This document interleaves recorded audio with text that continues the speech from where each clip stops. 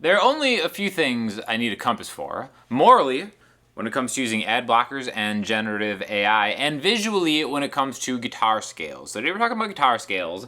I have recently been sent this product. This is called the Guitar Scale Compass Decoder from Noisy Clan. Now, I did a video on the circle of fifths, maybe like 2 years ago.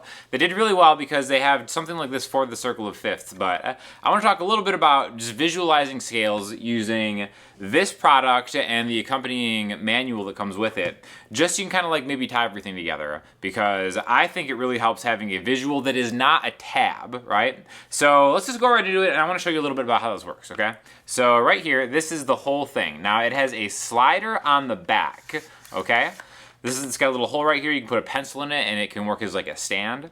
But what this does is it just takes the entire fretboard and it maps it out in a very intuitive way, okay? So basically you start with a major tonic, okay? So right now we're gonna start in C because we're musicians and guitar players and that's what people do. And this is all the way to the right side of the dial, so it's easy to get there. You don't have to kind of find it in the middle. Now what happens when you slide it to C, all the notes in the key of C will light up, all right? So it'll show you what you have. And now the cool thing about it is it is very pentatonic based, so it is like a, a very guitar-friendly handbook, also because it's a fretboard. But what is really cool is it shows you the pentatonic boxes right here for major, right? So C tonic, C major, it shows you right here this box, 3rd fret, 5th fret, 2nd fret, 5th fret, 2nd fret, 5th fret. So basically it shows you the box of... And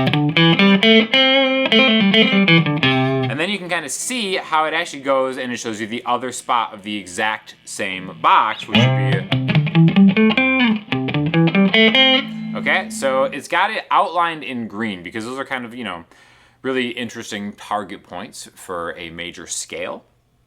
Now, the other thing that's really cool is it'll kind of default to show the number that it is as far as relative to a scale. So it goes 1, 2, 3. You can see that 4 is grayed out a little bit because it's not in the pentatonic scale, but it is in the full major scale. So it has very helpful indicators, right? The other thing that's really cool about this is it shows you where the relative minor is also, because that's something that I feel like guitar players kind of get confused a lot by. Like if I'm playing in C major, it's like, all right, I'm here. But that's also relative minor A minor. And I think that we're just trained to think minor pentatonic all the time with guitar. But it does, pay homage to that while kind of just keeping it on the chart. So the best thing about this is you can just slide the thing on the back to change keys, right? So if you want to go to the key of D, you just do that, and then you see that like all the numbers and shapes and locations will change with you, right? So that's super, super helpful. I'm gonna have I think a good example of this is just to put this to the side. I'm just gonna look at it, and I'm gonna try to play around in the key of D and have this visual right here, okay? And this is something that I've been playing guitar for a long time, so I know where the notes in the key of D major are, but there is something to just having like a visual and having these boxes line up, because I think playing along when you just kind of see something,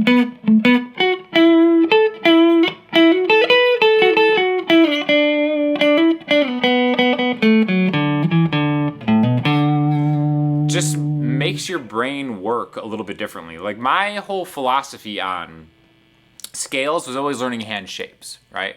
So it's a little bit like that, because the shape of that box is essentially, if we do it in G, let's slide it over to G real quick so I can look at that. So take the dial in the back, boom, all the way to G major, and then there's all those, positions that you're probably pretty familiar with if you've been playing guitar for a while, starting on the 3rd fret of the low E string, or the 3 notes per fret type visual. And the cool thing is, no matter how you learned, whether it is 3 notes per string, did I say 3 notes per fret? 3 notes per string,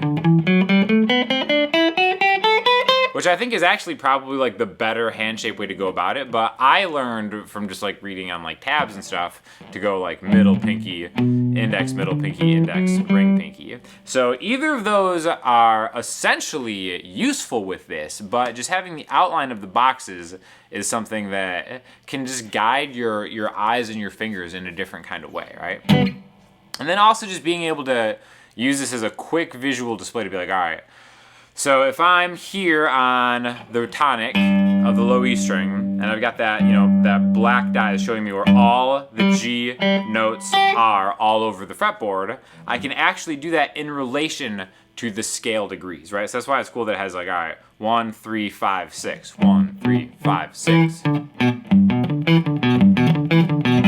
So from that point of view, it is still very scale centric. And then I can do that all over the fretboard.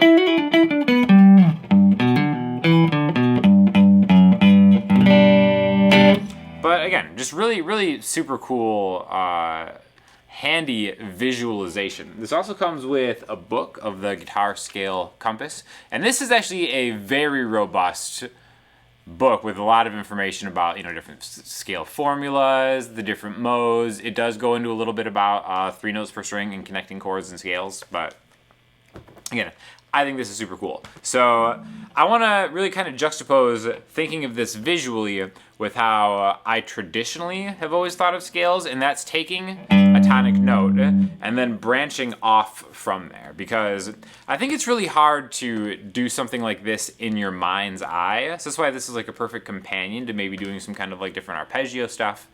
I always thought that like learning arpeggios through the fretboard was the best way to maybe come about this. So for instance, if I just like trace a G major arpeggio using this, I can kind of see this visually where I start here, 1, 3, 5, 1, 3, 5, 1, 3, 5. So that's the same thing as being on a guitar and being like 1, 3, 5, 1, 3, 5, 1, 3, 5, and then pass the octave, right?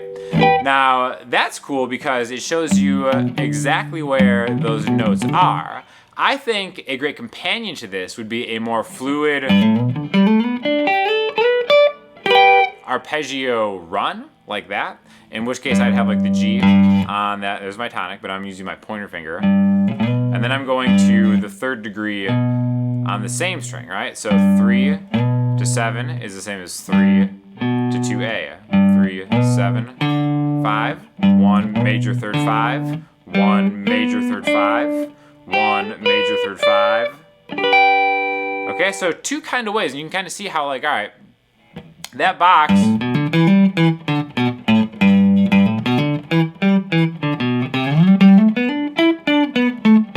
is very helpful for those kind of shapes, right? And I can really visualize that pretty easily with this. But now connecting that, like let's say I want to start here and I want to end up here. Okay, so I can run this into that shape. Okay, so what I did there is I went 1, 3, 5, 1, 3. I'm thinking about going to my major 3rd, but I'm going to pass it and get into that box.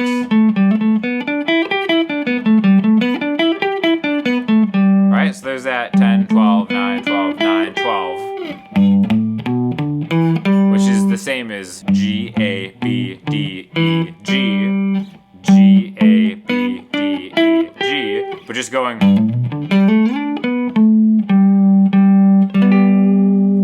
And it's kind of like connecting them that way. So I really think it's super handy to have this. Also, I'll link you to the circle of fifths one too, because if you don't know what the circle of fifths is, it's just I think the perfect songwriting companion, and really a way just to tie music together instead of just the fretboard together. Huge fan of really learning the circle of fifths. I think once you truly understand the circle of fifths and everything that helps, and again, it's kind of like the same concept as this, but it's a dial that just kind of spins around. I'll link you to the video I did in that too. But again, super, super cool. Love everything that Noisy Clan puts out. Very, very creative with just kind of like the whole setup. And I don't know, like I think it's kind of cool to reward small businesses for making cool products in the realm of music theory that also help us with our guitar playing. And like I said, even someone like me who has a pretty comprehensive understanding of scales of music theory, it is just interesting getting a different visualization and being able to slide it around and just kind of keep it around as like a handy little device. Price is right. Thank you to Noisy Clan for sending this over. If you guys are interested, I will have a link in the description with a discount code if you use the link. So thank you for watching. If you have any questions or comments, hit me over in the comment section, Instagram, or website, and I'll talk to y'all soon.